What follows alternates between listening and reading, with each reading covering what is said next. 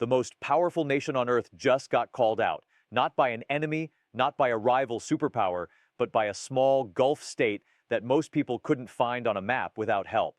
And what Qatar said did not just make headlines.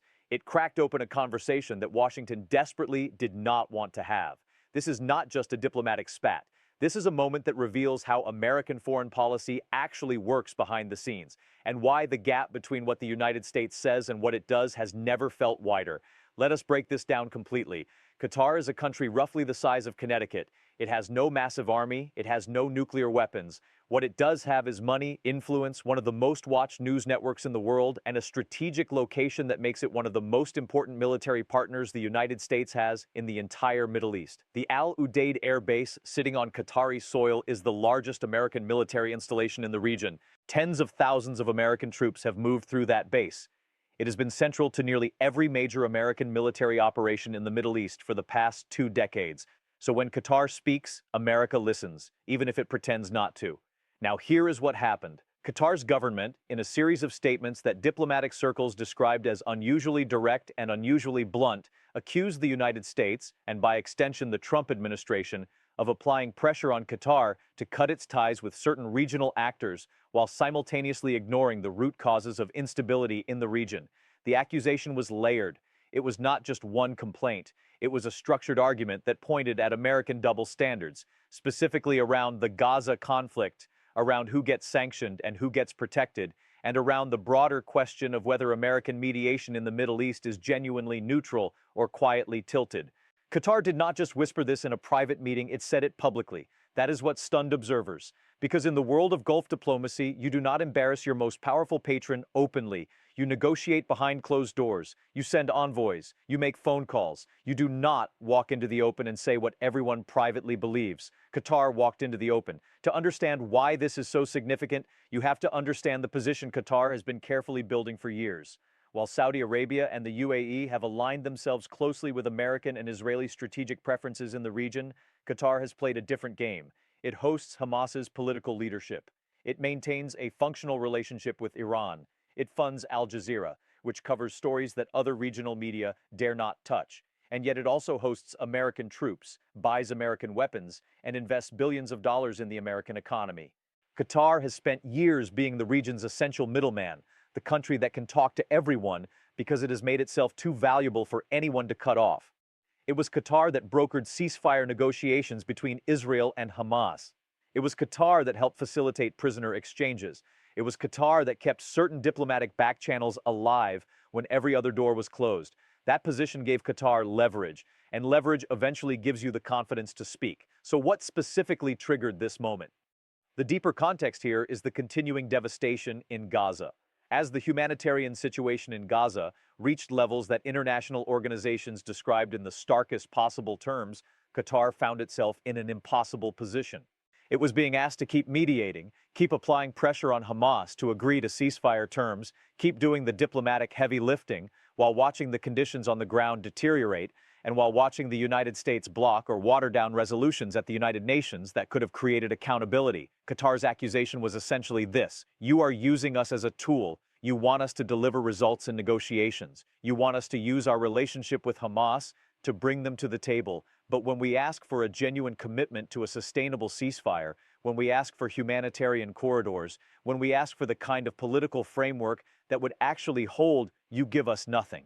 You protect your preferred outcomes and then blame the failure of diplomacy on everyone else. That is a devastating accusation, because it is not coming from an adversary, it is coming from a partner.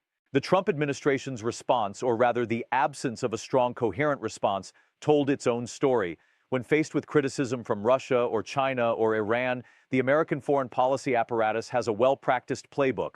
There are statements, there are sanctions, there are military postures, there are press briefings where officials explain why the criticism is wrong, motivated by bad faith, or irrelevant. When the criticism comes from Qatar, a country whose airbase you need, whose gas supplies Europe depends on, whose sovereign wealth fund has stakes in assets across the Western world, that playbook does not work. You cannot sanction Qatar. You cannot dismiss Qatar. You cannot afford to lose Qatar. And Qatar knows that. This is the new geometry of Middle Eastern politics that the Trump administration walked into when it returned to power.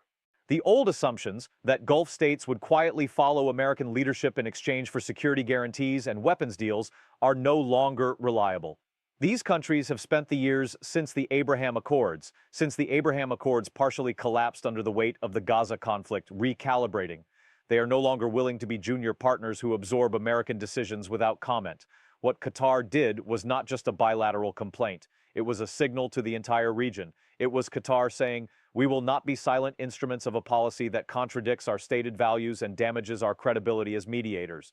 If you want us at the table, you have to treat us as genuine partners, not convenient messengers." The people most immediately affected by this diplomatic rupture are the ones who can least afford another breakdown in negotiations, the civilians caught in active conflict zones across the region.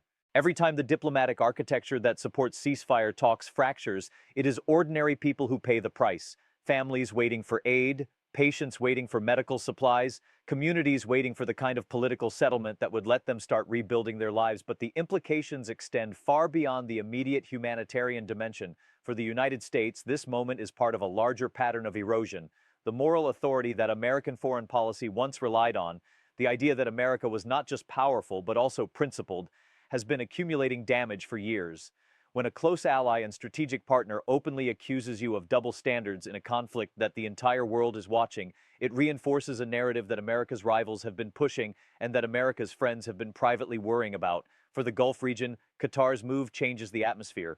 Other states will be watching to see how Washington responds. If Qatar faces real consequences for speaking honestly, that will discourage others from doing the same. If Qatar faces no consequences or even gains leverage from its candor, that will encourage a new model of engagement where Gulf states feel empowered to push back rather than just comply.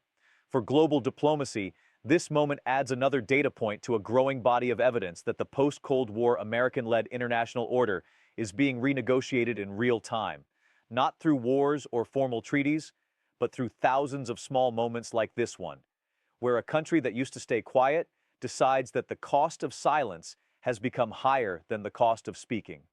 What happens next will depend on several variables that are genuinely difficult to predict.